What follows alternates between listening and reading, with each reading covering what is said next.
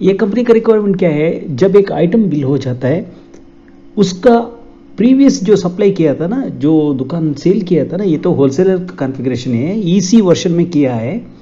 इनका रिक्वायरमेंट एक ही है, इनको थोड़ा सा पार्टी ऐसा है, हर टाइम जो मटेरियल लेके जाता है तो रेट याद रख लेता नहीं है, बहुत बड़ा आइटम इनका रेंज है। तो क्या हो जाता है, हर टाइम मटेरियल सप्लाई होने के बाद फ़ोन करने का, मेरा लास्ट टाइम रेट ज़्यादा डाला है, आपको इतना रेट कम में आना था, रेट ज़्यादा डाला है। यही प्रॉब्लम इन लोग, ये प्रॉब्लम सोल्यूशन के लिए इन्होंने मेरा कांटेक्ट किया। मेरा कांटेक्ट करते ही मैंने बोल दिया, जो सारा जो करना है कोडिंग मैं करके देता हूँ, बाद में आप जो सेम कॉपी आप कर लेना है। इसीलिए क्या है, अभी ये कंपनी तो बन रहा है, इसीलिए क्या है, ये जो उनका जो रिक्वायरमेंट्स जो है वो सारा यहाँ पे दिखा चुका है। इसमें उन्होंने ये भी पूछा है कि फ्री क्वांटिटी वो देता है, वो फ्री क्वांटिटी, अब एक्चुअली आप स्ट्रिक्टली बोल दिया तो मैं फ्री दे नहीं सकता है, लेकिन उन्होंने बोला है कि फ्री देता है। जो कितना क्वांटिटी फ्री देता है वो हर आइटम का सामने फ्री है तो फ्री मेंशन करना है। जो बोला है वो सारा कॉन्फ़िगरेशन अब यहाँ फिनिश हो चुका है। अब कंपनी तो क्रिएट हो रहा है।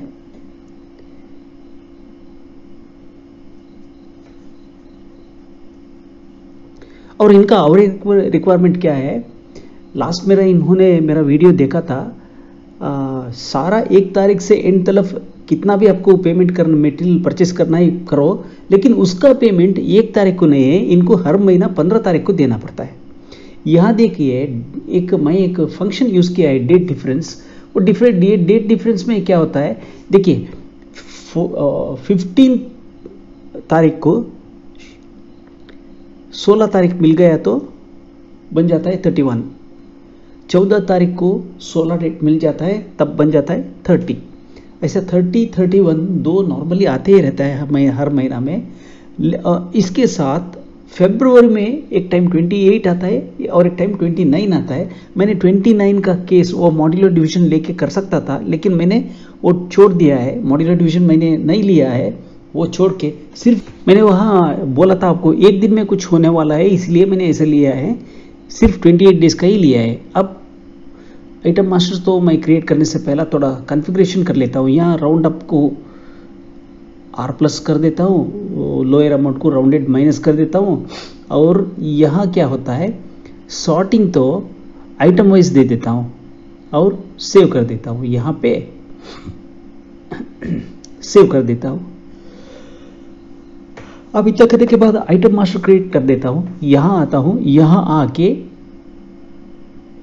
एक 4 आइटम बना देता हूँ, 3 से 4 आइटम बना देता हूँ।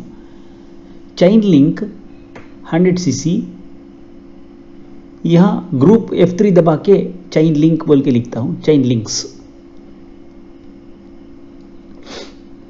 18% GST में आता है। इनवैलिड पेरेंट ग्रुप तो यस कर देता हूँ यहाँ पे, तभी वैलिड बन जाता है। अब पेरेंट ग्रुप तो आ गया, आने के बाद यहाँ तो यूनिट तो पीसेस ही होता है। अब पीसेस होने के बाद ओपनिंग स्टॉक तो मैं डिक्लेयर कर देता हूँ, एक अप्रॉक्सीमेट रेट है ये 24।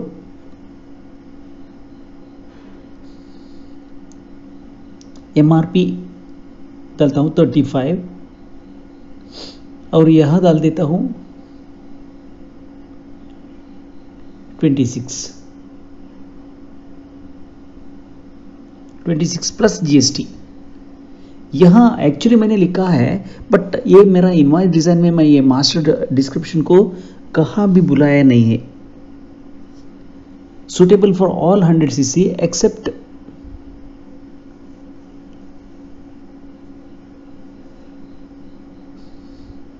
cc motorcycles. सेव कर देता हूँ। ये इंफॉर्मेशन ये पार्टी ने पूछा था, लेकिन मैंने भूल गया कि इसको ऐड करना है। अगला वीडियो इसमें 3 इंच में सेम इनवॉइस, सेम कंपनी को मैं 3 इंच में एक फॉर्मेट बना रहा हूँ।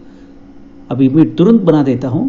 बनाने के बाद वहाँ क्या कर देता हूँ, वहाँ 3 इंच में फ्री क्वांटिटी कैसे देना बोल के एक मेरा एक कमेंट में पूछा है, वो उनको दिखा देता हूँ कैसे करना है।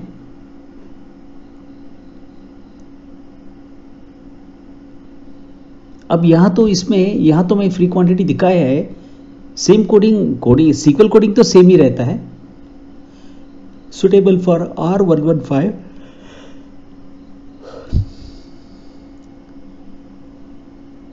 Yamaha RD350 मोटा chain and RD115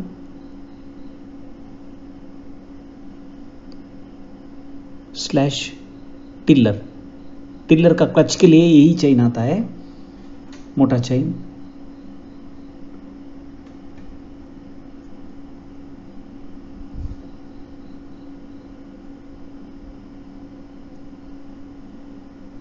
टिल्लर अब सेव कर देता हूं। अगर आपने यहां तो प्रोविजन है 4 आइटम डिस्क्रिप्शन ऐड करने का, बट वोचर इनवॉइस में आपको up to you can add 20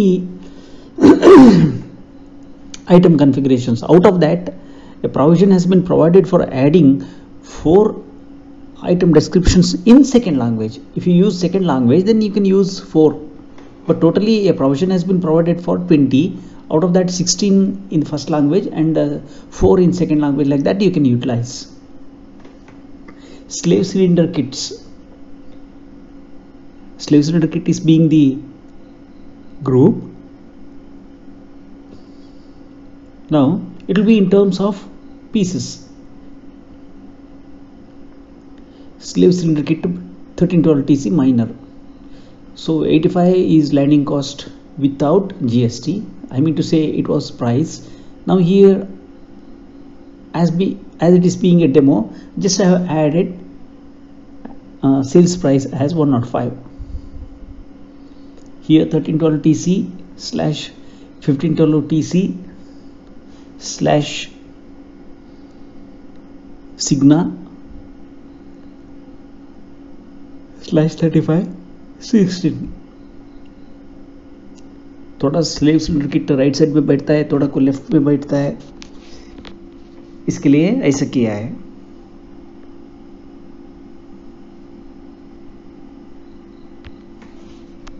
अब हम आगे बढ़ के अब इतना सारा आइटम्स तो हो चुका है, यहाँ आके चाइन लिंक R115 तो हो गया, हैलोजन बल्ब का तो हो गया, प्लग शॉट का हो गया। जो जितना मैं डेमो आइटम क्रिएट किया है उतना सारा आइटम्स का एडिशन एक्सप्लेनेशन तो दिया है। अब इनवॉइस तो ऐड कर देता हूँ। ये डेमो मोड में है मेरा, ये तो 11.7 वर्जन है, 21 11.7 वर्जन में हुई हूँ मैं। अब तो 12 आ चुका है, but I have not upgraded it.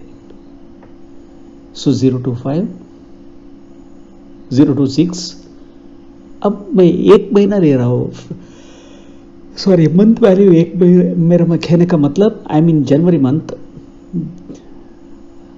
Here the name Raja auto lines LINES lines, sundry data. So address Manjunatha complex, Minerva circle, MINERVA, Minerva circle, Bangalore.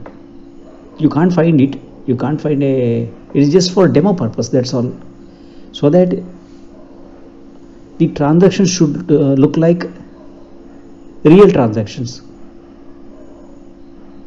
Now child link 100 cc, so अब का rate 26 rupees है. Now that item being billed at 26 rupees, plug short 10 plus 2, 10 plus 1. So I have given one quantity free as party suggested.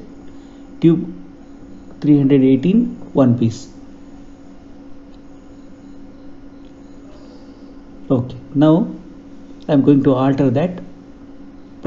I have pressed Alt M. Here apply consolidated tax amount for all rates. ये तो मैंने इस कर दिया. See what is the meaning of it? See, you may be having any variety of tax categories, items with any variety of tax categories, and you are doing billing on it. But in bill sundry, it will consume more and more space. To avoid that, what has been done is just I have gone back to sales type, pressed Alt M, there I have selected what is that, aggregate, consolidate. So that's what I have done. I have consolidated tax amount as CGST and SGST. So now plug short 65 rupees.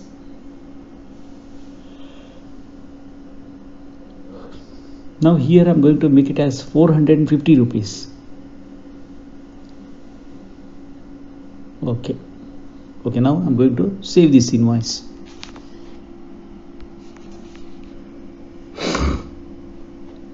अब मैं यहाँ आके SQL query आता हूँ, एक favourite shortcut ये तो मेरा फेवरेट है, कंट्रोल शिफ्ट F2. आप कोई शॉर्टकट क्रिएट कर सकते हो. You are very liberal to create any shortcut. See now my query name is 1. You can give any name and you can call the same query in printing anywhere in documents with the same name. If you call it 1, then you have to call it again 1 only. Here end of month function, I'm using end of month function, but in this particular case my payment date will be always due date, that is I mean to say my due date will be always on 15th of next month. Earlier it was 30 days. When it was 30 days, the payment has to be done on the first day of next month, but in this particular case it will be on 15th of next month. Now I'm converting it as, no, it's I'm casting it as date and time. Cast as date time. Oh, date. Okay, I have casted it as, now I have to make it as date time. Yeah, now it has come in our fashion. It's Indian fashion. So now I'm going to add date add dd comma minus 16 comma, this is the function. So now I'm going to run it. See, this is 12/2/2026. मेरा कहने का मतलब क्या है? So what I mean to say is it is not 16 days, it must be 14 days. Again I'm making a mistake. It will be 13, yes. Then I have to reduce the dates, because 14 plus 14 plus 52. Now it's over. But I don't want to make it a manual process every time. I want to make it automatic. अगला इस video का and में मैंने इसको automatic process कर चुका है. वो करने का वीडियो अभी ये इतना कर दिया, आपको सिर्फ 1 महीने के लिए ये काम करते ही रहेगा, क्योंकि आपको नहीं तो करेगा, लेकिन आपने कहा है कि डेट 13, एक्चुअली वो डेट देना पड़ता है 16, 12 तारीख आपको पेएबल डेट बोल के बोल देता है. Instead of middle of the month ये 12 तारीख को पेएबल डेट बोल के बोल देता है. अभी एक न्यू फॉर्मेट तो मैं ऐड कर रहा हूँ. फॉर्मेट का नेम है न्यू डिज़ाइन. ये न्यू डिज़ाइन में मैं पेज सेटिंग कर देता हूँ 23 का जगह में. हाँ ओके, मैं प्रिंट इन लैंडस्केप मोड में मैं ले रहा हूँ.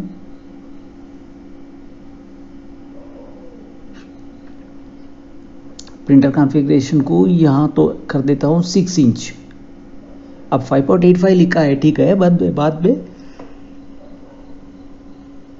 इसको मैं 6 इंच को लेके जाता हूं. अभी लेके गया 6 इंच. अब सेव किया. सेव करने के बाद अब आगे बढ़ता हूं. यहां CPA tool on, CPA tool of. अब पहले ही ये पता है कि हमें 85 कैरेक्टर्स ही लेना पड़ेगा लैंडस्केप मोड में. यहाँ वोचर आता हूँ, इनवॉइस कॉपी टाइप लेता हूँ, यहाँ लेफ्ट हटा के राइट अलाइनमेंट कर देता हूँ. अब यहाँ तो 18 भी GSTIR लिख देता हूँ.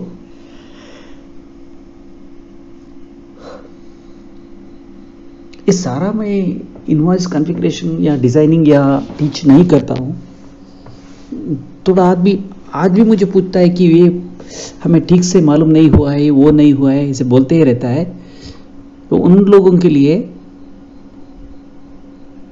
यहाँ टैक्स इनवॉइस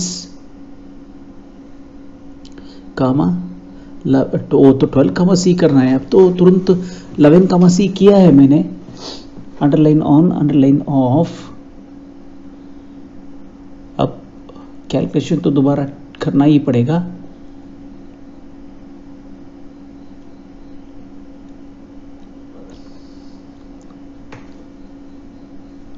अब उसको 11 करने से फायदा नहीं होगा, या तो 6 + 3 9, 9 + 8 17, 1785 मीन्स 42।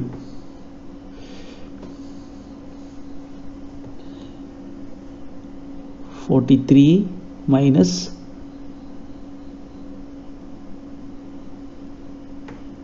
23,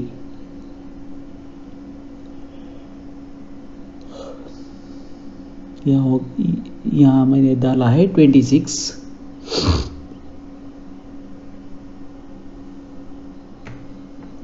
अब सारा कैलकुलेशन रीसेट करके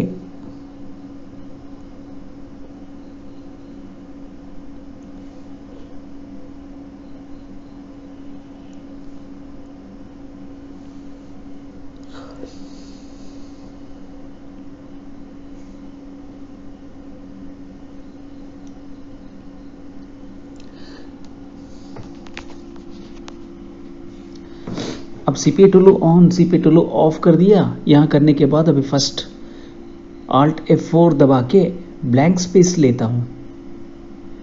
ब्लैंक स्पेस लेके 85 ब्लैंक स्पेस लेना पड़ेगा। उसके बाद यहाँ लिखना पड़ेगा BLH बॉक्स लाइन हॉरिजॉन्टल कामा, राइट नहीं लिखने का।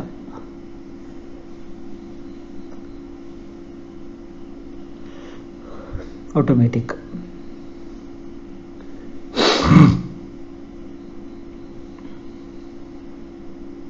ओके, अब हो गया। अब होने के बाद, इतना होने के बाद अब सेव करता हूं। बॉडी में आता हूं, बॉडी में आके Ctrl V पेस्ट, एक लाइन छोड़ के नीचे पेस्ट कर देता हूं। अब सेव किया। सेव करने के बाद अब आया,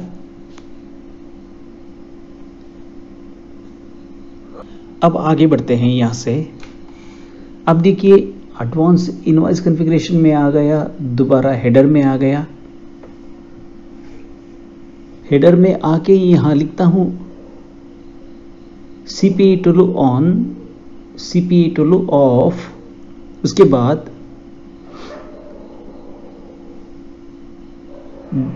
ड्यू डेट,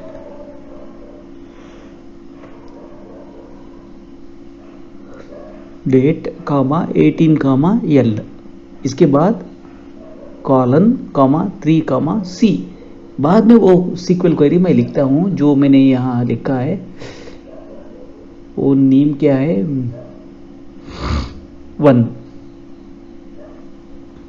यहाँ लिखता हूँ 20। अब सेव करके रन करके देखता हूँ क्वेरी। अगर मेरा क्वेरी ठीक है, ये आंसर आना ही है, एक आउटपुट तो आना ही है। आना आउटपुट कौन सा आना है, अगला महीना 15 तारीख का आउटपुट आना है। ठीक है, आ गया है, आ गया है। SQL क्वेरी तो जो हमने लिखा है वो तो ठीक है, लेकिन मैं वो इसी क्वेरी को बाद में अल्टर कर देता हूं। अब ड्यू डेट तो हो गया।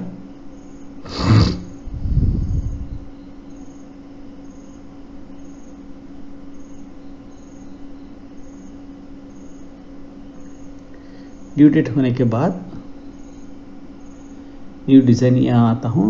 न्यू डिज़ाइन में आके देखता हूँ मेरा अलाइनमेंट कितना पक्का आया है। इतना तो ठीक है, ये अलाइनमेंट तो आ चुका है। अब ये सेटिंग थोड़ा अल्टर कर देता हूँ, यहाँ 18 कर देता हूँ, यहाँ तो 34 करना पड़ेगा। 34 का जगह में 2 लेस करना पड़ेगा। हाँ, 3 लेस किया है यहाँ पे। ओके, ठीक है। अब आइटम में आता हूँ, SR नंबर सब हो गया है।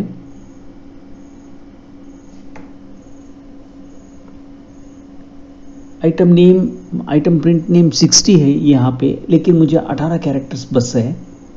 18 कैरेक्टर के बाद BLV कमा ए लेता हूँ।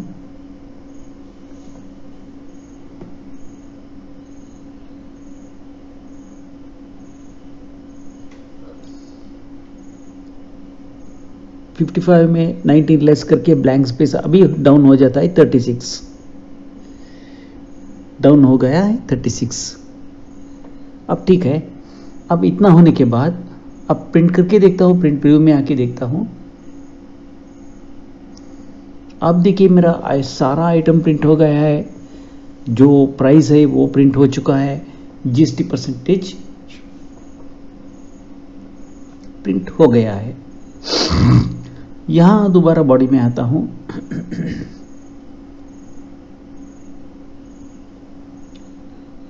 यहां आता हूं, आइटम HSN कोड ऐड कर देता हूं यहां पे, बाद में BLV खबर ये डाल देता हूं। यहां 36 स्पेस में अब 11 स्पेस तो काटना पड़ेगा, तब 25 बचेगा। अब 25 तो बचा है। अब प्रिंट प्रीव्यू में आके देखते हैं। और तो ठीक है, इतना सारा तो डिटेल्स आ गया है।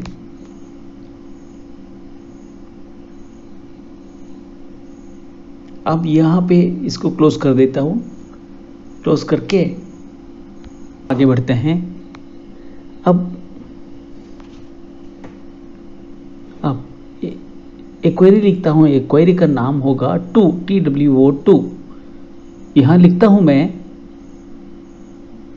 Select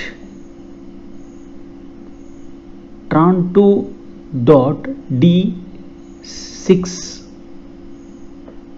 d5 divided by absolute of tran2 .d1। तो मुझे क्या मिलता है? नेट प्राइस मिलता है D2, tran2 .d2 from tran2 where tran2 dot which type is equal to 9 and tran2 dot rect type is equal to 2। अब देखिए इतना तो आ गया है,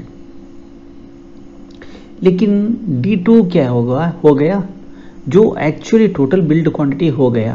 अब tran2 डॉट वैल्यू 2, अब ये क्या हो गया, जो इनवॉइसेस बिलिंग हुआ है उसको दिखा दिया। अब मैं इसको हटा के tran2 डॉट D1 को लेता हूं। D1 में सिमिलर आंसर आ गया है मुझे। अब ऑब्सोल्यूट पार्ट लेता हूं मैं। ऑब्सोल्यूट का मतलब मैं सिर्फ न्यूमेरिकल पार्ट लेता हूं, ऑब्सोल्यूट ABS। अब tran2 dot D1 parenthesis close किया, कामा tran2 डॉट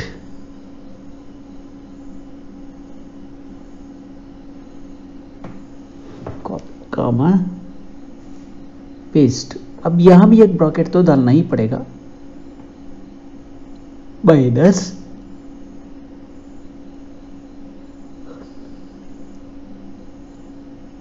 अब एक और एक पैरेंथेसिस क्लोज किया और रन कर देता हूं, रन हो गया। अब देखिए मेरे पास 3 कॉलम तो है। अब जो फ्री मिला है वो कॉलम नंबर 3 में सिर्फ सेकेंड आइटम में ही मिला है, दूसरा कहां भी नहीं मिला है। And where tran2 dot master code 1 is equal to tran2 dot voucher code is equal to @ voucher code @ add tran2 dot SR number is equal to @item SR number @। अब यहां आइटम बॉडी में मुझे लेना पड़ेगा। अब save किया, save करने के बाद क्वेरी नंबर तो 2 ही है। इनवॉइस डिजाइन में मैं बॉडी में लेता हूं, बॉडी में लेता हूं, यहां आता हूं, यहां आके बॉडी में लेता हूं, यहां लेके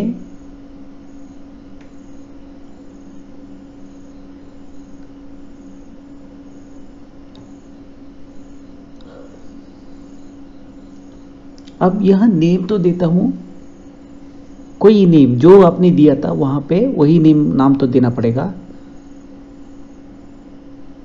कॉलम इज इक्वल टू 2 और यहाँ इतना करके देखता हूं अभी। अब कॉपी करके यह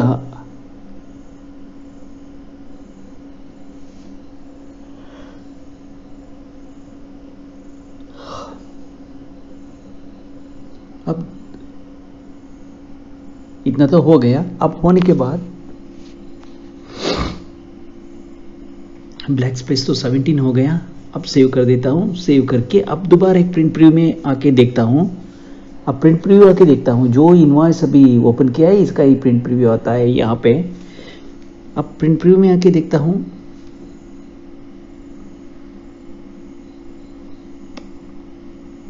यहाँ तो मुझे ज़्यादा फर्क तो नहीं दिख रहा है।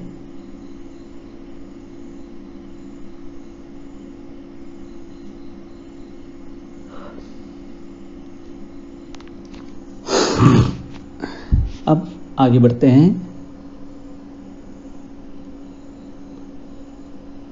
ठीक है, अभी कॉलम वैल्यू 3 किया, BLB कमा ए कॉपी कर दिया। अब यहाँ पे आके लिख देता हूँ BLB कमा ए, पेस्ट कर दिया। अब सेव कर देता हूँ।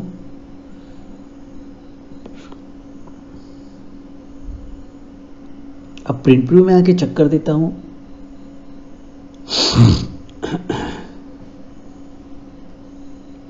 अब क्वांटिटी तो आ गया है।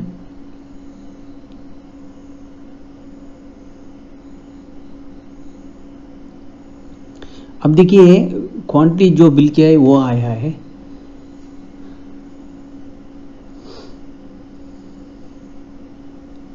अभी बॉडी में है। दोबारा यहाँ आके चेंज कर देता हूँ, जो गलती है मेरा सुधार लेता हूँ।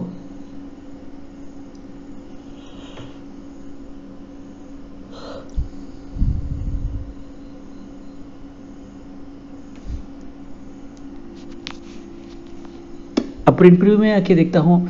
अब देखिए मेरे पास जो फ्री दिया है वो क्वांटिटी आया है, जो बिलिंग हुआ। आगे बढ़ते हैं यहाँ से। अब दोबारा आता हूँ और एक क्वेरी ऐड कर देता हूँ। वो क्वेरी का नाम है ओल्ड रेट।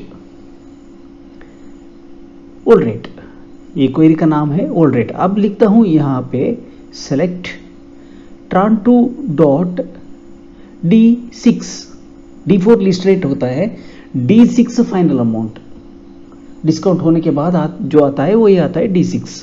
अब फ्रॉम tran2 D4 जो है लिस्ट रेट, ये थोड़ा याद रख लेना है।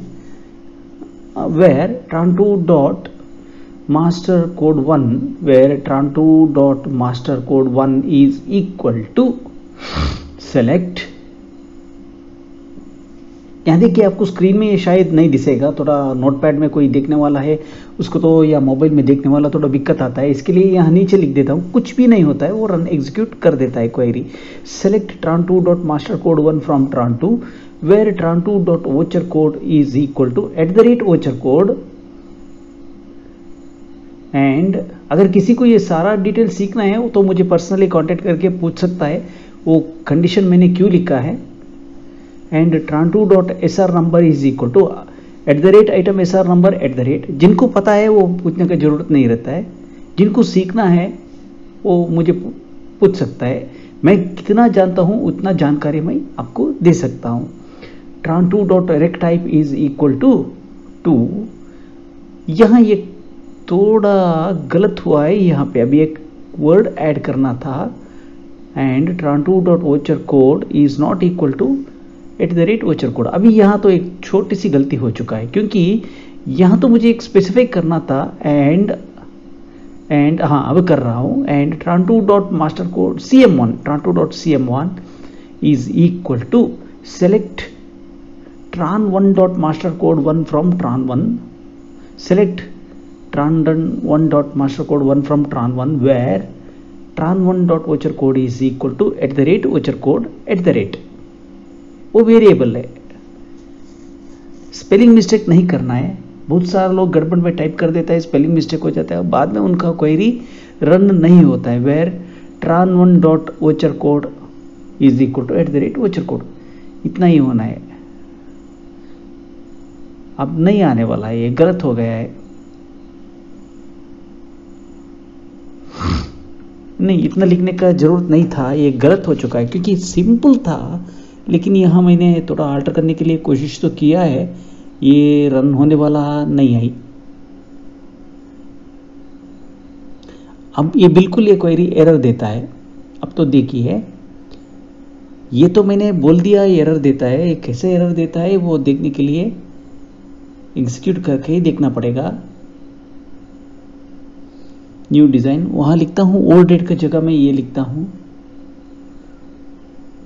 ब्लैंक स्पेस 11 का जगह पे यहां लिखता हूं ओल्ड रेट का क्वेरी, वो क्वेरी का नाम ही ओल्ड रेट है। यहां तो हमें होना है ओल्ड रेट, और यहां एक फंक्शन है एसक्यूएल में, फर्स्ट वैल्यू लास्ट वैल्यू, ये सब यूज करके आप कर सकता है प्रिंटिंग। फर्स्ट वैल्यू में भी परफेक्ट तो नहीं आने वाला है, नजदीक तो आंसर आपको आ जाता है। वो इसीलिए क्योंकि एक डाटाबेस में अगर आपका पास, ठीक है, अब देखिए वो क्वेरी गलत मैंने लिखा है, इसके लिए आपको आंसर तो ठीक नहीं आएगा, गलत आंसर ही आएगा। अब एरर आएगा, देखिए एरर आ गया है, जैसा मैंने कहा है एरर आ चुका है। अब वो क्वेरी को देखिए, यहाँ मैंने कहा था tran2 डॉट, वो तो ठीक है, कॉपी कर लेता हूँ, यहाँ वेयर tran1 डॉट, हाँ वो तो करना था, हाँ वो हटा देना था, हटा दिया। अब सेव कर देता हूँ। अब देखिए अब आंसर आने वाला है, अब आंसर आने वाला है।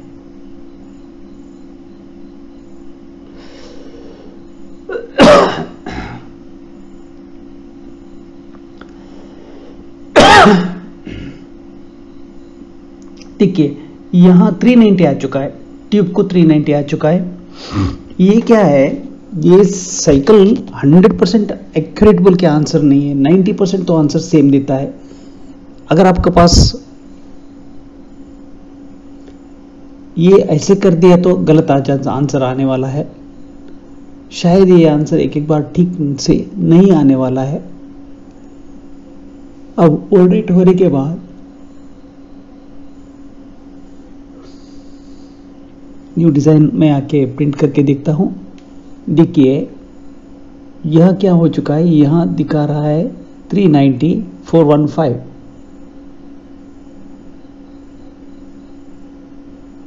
अब एक बार रिफ्रेश करके बॉडी में आता हूं, यहां आके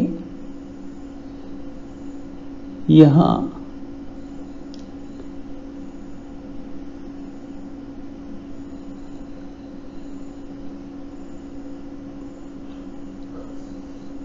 ऑलरेडी भी 8 कर देता हूँ, यहाँ तो आइटम नेम 20 कर देता हूँ। 21 किया, एक स्पेस का गलत हो गया। अब यहाँ पे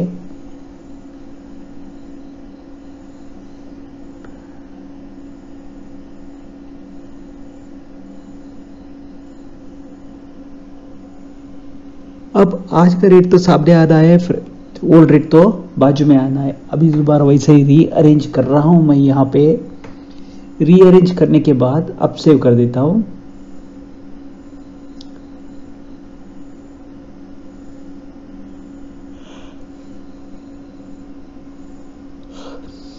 ये A5 है, अभी जो आपका सारा कॉन्फ़िगरेशन देख रहा है ये तो A4 नहीं है, A5 लैंडस्केप है। आप A4 पेपर लैंडस्केप मोड में प्रिंटर को फीड कर दिया तो ऑटोमेटिकली ये लैंडस्केप में प्रिंट होके आ जाता है। अब दोबारा यह मेरा हेडर में थोड़ा अल्टरेशन करना पड़ेगा। हेडर में अभी आके मैं आल्टर कर देता हूं, यह तो 21, नीचे भी 21 ले लिया। अब सेव कर दिया, सेव करके अब प्रिंट प्रीव्यू में आके देखता हूं।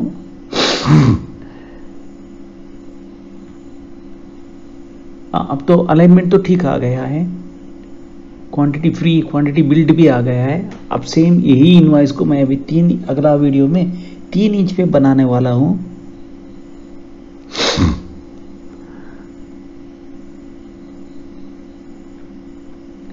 अब कंटिन्यू कर देता हूं यहाँ पे प्राइस कामा 8 कामा सी, उसके बाद BLV कामा ए, उसके बाद 8 प्राइस का ओल्ड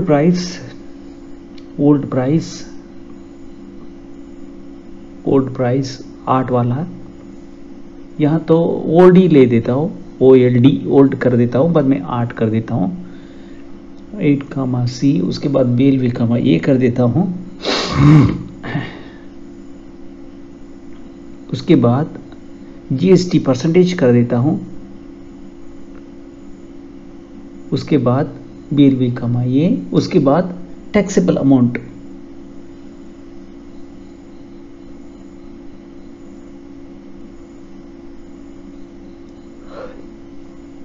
अब BLV कामा ए कर देता हूँ। अब प्रिंट व्यू में आके देखता हूँ,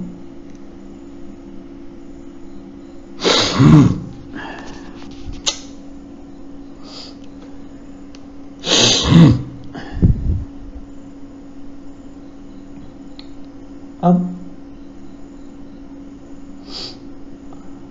यहाँ पे आके GST के बाद एक BLV कामा ए कमांड तो देना ही है। सिमिलरली भी सेव कर देता हूँ। सेव करने के बाद अब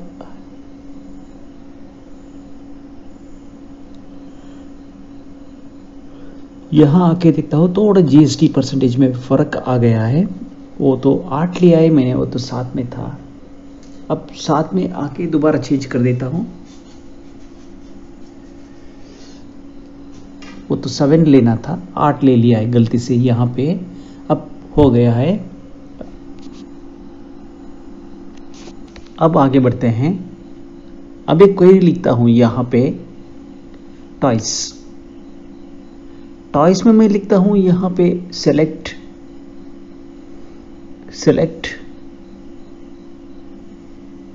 EOM एंड ऑफ मंथ कमा tran1.date कमा 1 ब्रैकेट क्लोज कर देता हूँ। इसके बाद from tran1 where tran1.watchtype is equal to 9, क्योंकि मुझे ये सारा कैलकुलेशन सेल्स इनवॉइस का साथ होना है। अब तो हो गया है। अब इसको कैस्ट कर देता हूँ, क्योंकि मैं EC वर्जन यूज कर रहा हूँ। कैस्ट फंक्शन यूज करके एज डेट टाइम कर देता हूँ।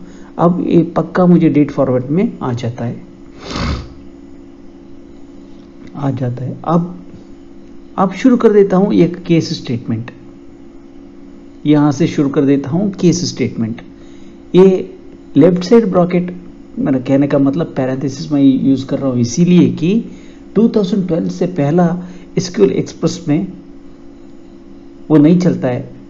सिर्फ केस लिख दिया तो नहीं चलता है। अगर इसमें अगर मैं पैरेंथेसिस छोड़ के केस डायरेक्ट लिख दिया भी चल जाता है, लेकिन जो ओल्ड मॉडल यूज कर रहे हैं उन लोगों के लिए ये मैं यूज कर रहा हूँ। अब देखिए यहाँ लिखता हूँ मैं डेट पार्ट कमा पैरेंथेसिस के लेफ्ट पैरेंथेसिस के अंदर MM tran1.a is equal to 1। तब देन क्या करना है, देन वही कंडीशन करना है। अब वहाँ एक ब्रैकेट डालना था, नहीं डाला है, ब्रैकेट इम्बैलेंस हो गया। अभी देखिए वहाँ तो राइट साइड ब्रैकेट 2 हो गया, लेफ्ट साइड ब्रैकेट 3 हो चुका है। व्हेन एल्स नहीं, एल्स में नहीं चलने वाला है। यहाँ पे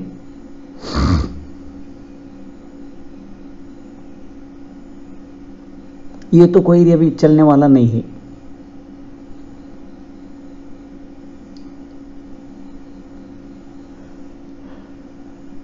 ये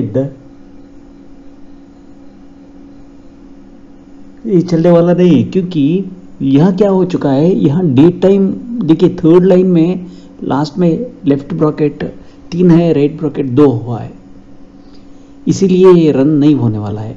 अब राइट साइड ब्रैकेट को भी सेम करना है, अब भी नहीं चलने वाला है। अब मैं आइडिया किया करने के बाद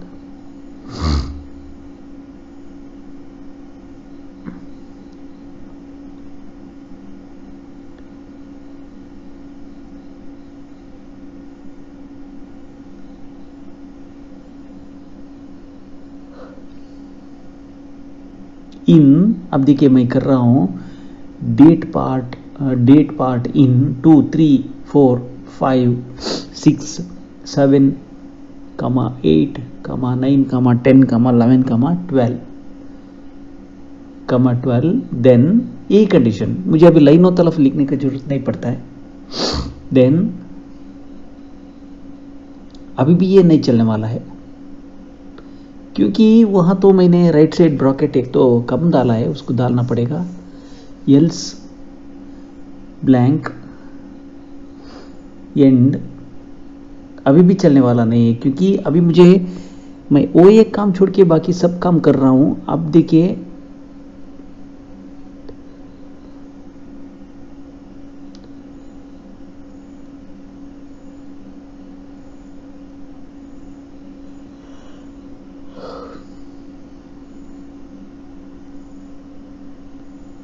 अब तो मुझे समझ में आ गया, वही जो गलती था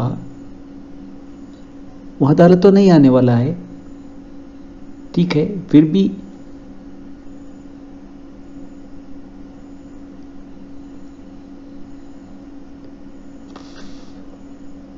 अब यहां नीचे से एक लाइन को एक को हटाना पड़ेगा, बस अब एग्जीक्यूट कर दिया तो ठीक डेट आ गया। अब ये जो गैप लाइन है उनको पूरा हटा के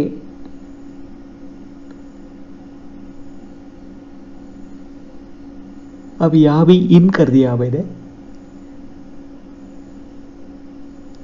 यह मल्टीपल स्टेटमेंट तो चेकिंग के लिए ऑप्शन नहीं है, इसके लिए वो एक ही दिया है। अब यहां लिख देता हूं एल्स, ये एल्स एक्टिवेट होता ही नहीं है।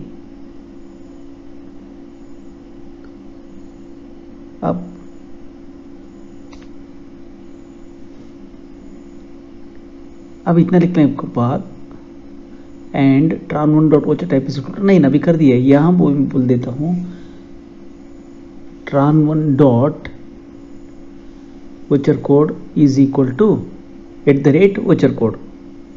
ये ड्यू डेट ऑटोमेटिकली लिखने की है, हर महीना जो ड्यू डेट आता है वो ड्यू डेट ऑटोमेटिकली लिखने के लिए। तब जो मैंने पहला सिखाया था वो तो सिर्फ एक ही महीने के लिए था, अब ये कितना महीना भी है वो तो ऑटोमेटिकली मंथ के हिसाब से चलते जाता है।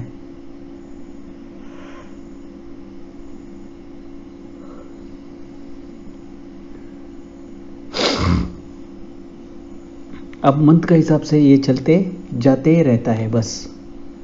अब ड्यू डेट तो आ गया,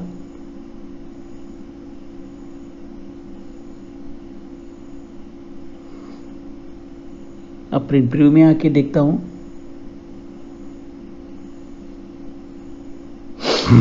अब देखिए ड्यू डेट ठीक से आ गया है, मैं क्वेरी में चेंज किया है, अब ठीक से आ गया है। अब ड्यू अमाउंट तो आना है, इसके लिए दोबारा एक क्वेरी में लिखता हूं। अब देखिए यहां लिखता हूं बॉयज, क्वेरी का नाम होगा बॉयज, कोई नेम आप दे दो, वही वो रिपोर्ट में बुला दिया तो बस। अब लिखता हूं select,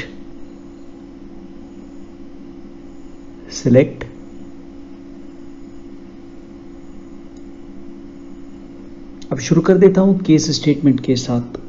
when date part bracket में month, date part month comma tran1 dot date is equal to 4, then f1 dot d1। ये क्या होता है, एक क्वेरी में लास्ट गलती करके मैंने f2 बोल दिया है, f2 इसीलिए मैं वहां बोल के क्लोज कर दिया, लेकिन मुझे तभी पता नहीं आया, लास्ट में प्रिंट प्रीव्यू में देखने के बाद पता आ गया। लेकिन आपको क्या करना है, जो मैंने गलती वहाँ F2 बोल के लिखा है उसको आपने करेक्शन करके F1 बोल के लिखना पड़ेगा। ये absolute of tran2 dot d1 ये लिखने का जरूरत ही नहीं है। कंडीशन क्या है, हर महीना पेमेंट होना ही है, इसके लिए ये लिखने की जरूरत नहीं है अभी। अब when date part of month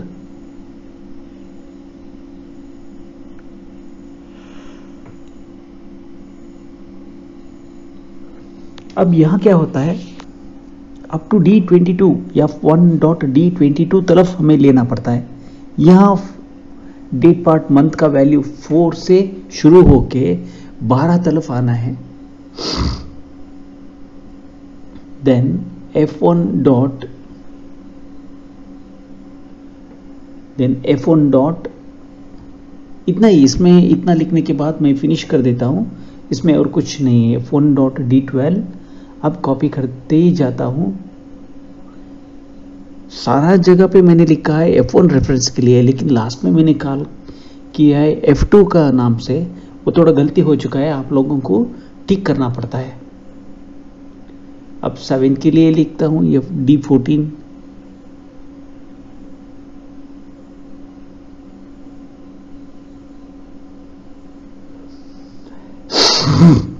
यहां लिखता हूं D15।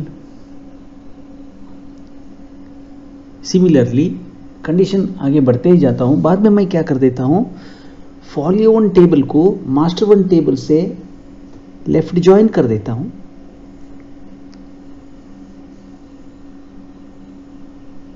यहां D16 हो जाता है। अब when date part of month is equal to 10, then D17 करना पड़ेगा। D17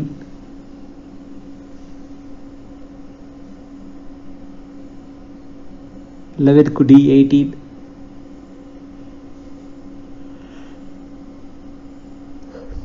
सिमिलरली 12 को D19। अब 1 को D20, 2 के लिए यहां होगा D21,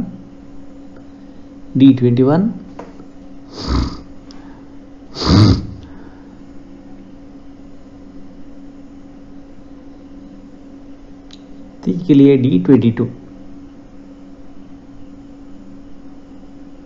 else blank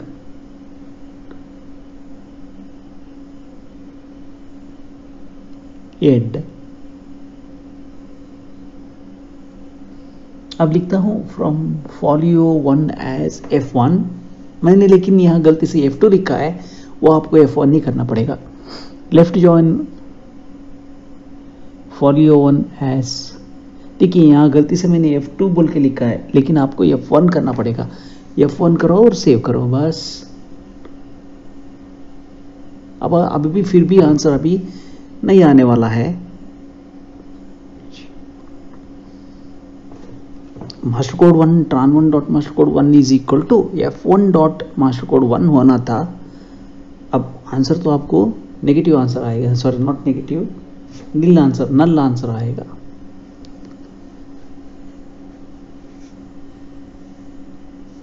voucher code